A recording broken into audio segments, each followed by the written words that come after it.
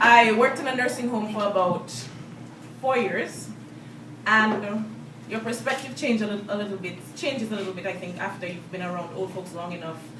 You look at life differently, and I know it sounds cliche, but you really do. And I also met a couple of people there that, you know, they're people. They're old, but they're people. And you know, I had a couple of them that made some kind of impact, enough for me to write about them, and so this is my ode to some of them. Mr. Barkov is an Orthodox Jew, fluent in 7 languages, but today only speaks dementia. He's misplaced his wife's name, has found it Toyota, has found it green. I wonder if that's how he's always thought of his wife, a thing, a color, nameless. He substituted Say the Dinner Prayers with Harry Belafonte's Banana Boat lyrics. He laughs when he's told to shut up, and I know his mind is no longer with him. It's hard to still call something beautiful when it's gone. Mrs. Moss tells me I would be so gorgeous if I just lost some weight.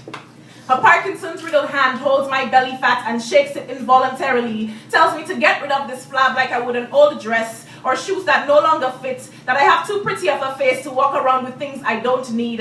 I don't explain that this belly fat is not the worst thing I could be carrying, that recently I let go of a lie that weighed more than I did, that with this belly fat and the scale shining at the highest number of my life, I'm the lightest I've ever been in years.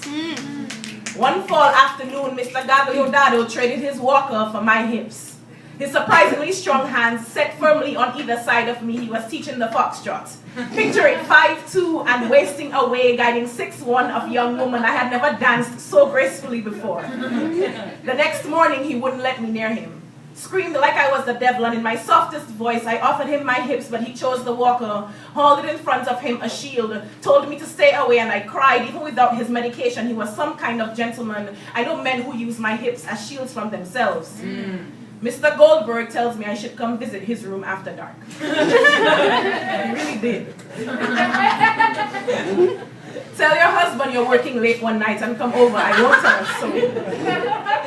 He's 95, 3 inches taller than me, with skin as pale as resume paper. I find myself wondering about Viagra. Not that I would go there, but what if I did? What if I colored Mr. Goldberg's skin, wrote every accomplishment across his paws, and asked him what he thought about black ink, if he thinks it permanent and attractive instead of dirty and messy? He compliments me every time he sees me, my hair, my eyes, my curves. I catch him complimenting other women too. All black, all big, all beautiful. I think Mr. Goldberg is tired of being clean.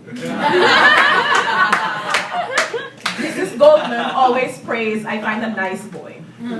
Because I'm a nice girl. She doesn't know the sins I've swallowed, the hearts I've ripped open and packaged, returned to sender, the shadows I've sold my body to. She thinks I'm a nice girl. She thinks smile, kiss on forehead, a spoon feed. She thinks company, good morning, goodbye, see you tomorrow, friend. She thinks gentle, laughter, quiet, biscuits. She's still praying I find a nice boy. She doesn't know about the one I've already let slip through my breast.